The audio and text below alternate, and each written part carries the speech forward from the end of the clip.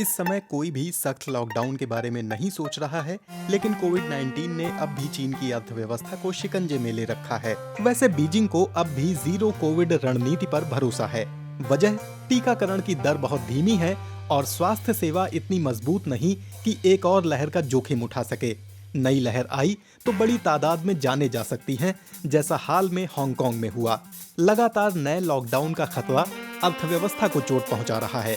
विदेशी निवेशक चीन पर भरोसा नहीं कर पा रहे हैं और चीन की सरकार अर्थव्यवस्था को सहारा देने पर भारी खर्च में कोई दिलचस्पी नहीं दिखा रही, जब तक कि महामारी पर काबू नहीं पा लिया जाता। लेकिन ये समय कब आएगा?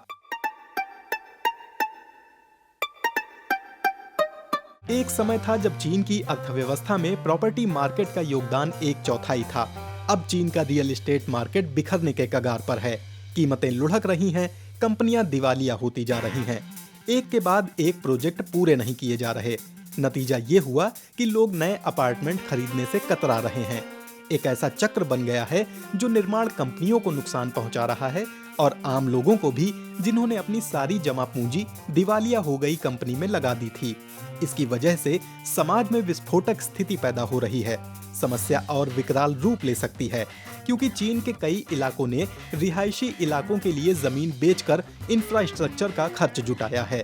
रियल एस्टेट संकट इस मकसद से जारी किए गए बॉन्ड के लिए भी खतरा पैदा कर रहा है। इन्हें लोकल गवर्नमेंट फाइनेंसिंग व्हीकल यानी LGFV के नाम से जाना जाता है। विश्लेषक कर्ज वापसी में अभूतपूर्व स्तर के डिफॉल्ट की चेतावनी दे रहे हैं।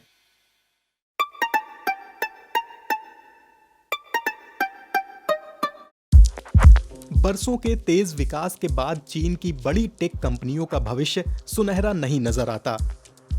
पहली बार टेंसेंट और अलीबाबा ने अपने टर्नओवर में कमी की रिपोर्ट दी है। ई-कॉमर्स प्लेटफॉर्म अलीबाबा की आधी संपत्ति बर्बाद हो गई। इन मुश्किलों की एक वजह है चीन सरकार की राजनीतिक पलटी। 2 साल पहले बीजिंग ने ताकतवर CEO वाली निजी कंपनियों को समर्थन देना बंद कर दिया और उन पर लगने वाले कायदे कानून सख्त कर दिए। इसकी वजह से वे विदेशी निवेशकों के लिए उतने आकर्षक नहीं रहे।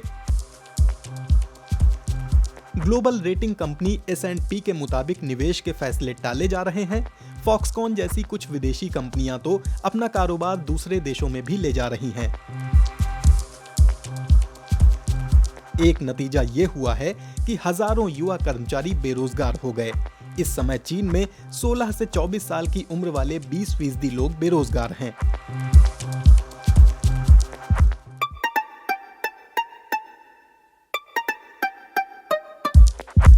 चीन में तापमान रिकॉर्ड करने की शुरुआत के बाद से 2022 की गर्मियां इतिहास की सबसे लंबी रहीं। इसकी वजह से भयानक सूखा पड़ा और बहुत सारी फसलें बर्बाद हो गईं। गर्मियों में एयर कंडीशनर के इस्तेमाल के कारण बिजली की खपत बढ़ गई। देश के कुछ हिस्सों में पावर ग्रिड ठप हो गए। बहुत सी फैक्ट्रियों को, जिनमें आईफोन बनाने वाली फॉक्सकॉन और टेस्ला भी शामिल थी, उत्पादन रोकना पड़ा। बीजिंग ने आखिरकार अरबों डॉलर खर्च करके बिजली कंपनियों और किसानों की मदद की, लेकिन मौसम के बदलते मिजाज से पैदा होने वाला खतरा खत्म होता नहीं दिख रहा।